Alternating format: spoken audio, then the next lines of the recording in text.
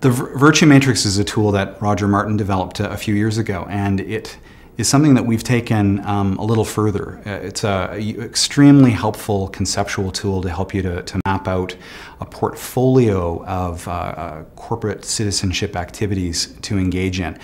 This starts at helping companies just think through what they must do, helps them thinking through a little bit more about what they probably should do when they compare themselves to their industry.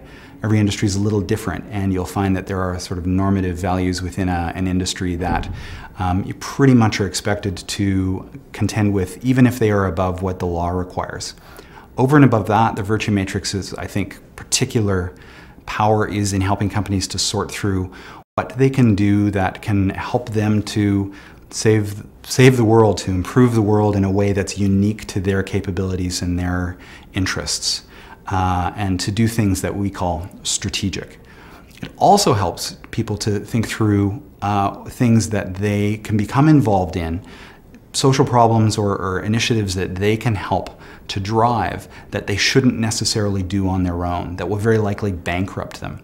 And we've seen examples of companies who've gone too far and tried to take on issues that were far too big for themselves to take on.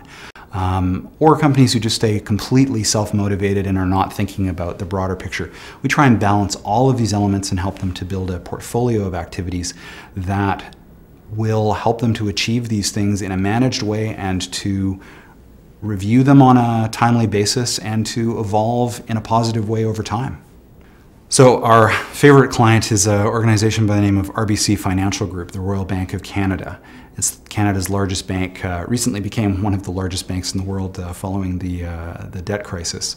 They moved up from 40th or 50th in the world to somewhere above 10th in the world in size. Very conservative, well-managed, traditional Canadian company who've had a long reputation of being strong performers in corporate citizenship.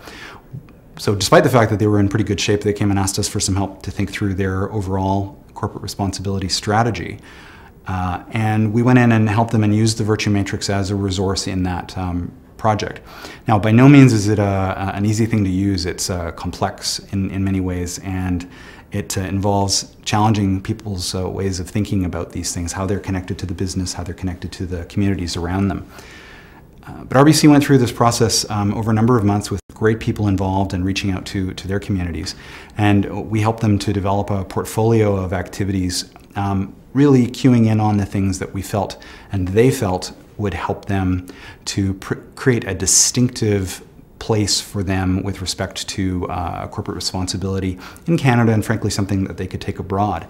So the two issues that rose up to the top of that initiative were for them to take a much more proactive role in terms of environmental responsibility. Something they'd played with a little bit as a bank, were not necessarily as strong a player as others who are a little more closely related to environmental issues, resource companies, for example. And they took on, in particular within the environmental responsibility portfolio, a commitment to ensure the supply of clean water in the world, in Canada first and in other areas where they operate. So they've taken a huge step into ensuring clean water as a resort. I think this is an enormous opportunity for them, and one that's not just, you know, in the news this minute, not just going to be in the news in 10 years, but very likely going to be something that they can be engaged in for the next 50 years. So that's incredibly important. The second issue that they have been involved with for some time and will continue to be committed to is in the area of cultural diversity in the societies in which they operate. They've been huge promoters of diversity, diverse employers, and doing business with diverse communities within Canada and elsewhere. That's something they'll continue to do, but I think they feel like they've made a lot of progress on that front. And so that may be something that over time they feel like they've really done what's necessary, and the environmental portfolio is likely to take them a little further. So for a long process, they came to decide among the many things we can be engaged in, these are two of the most important.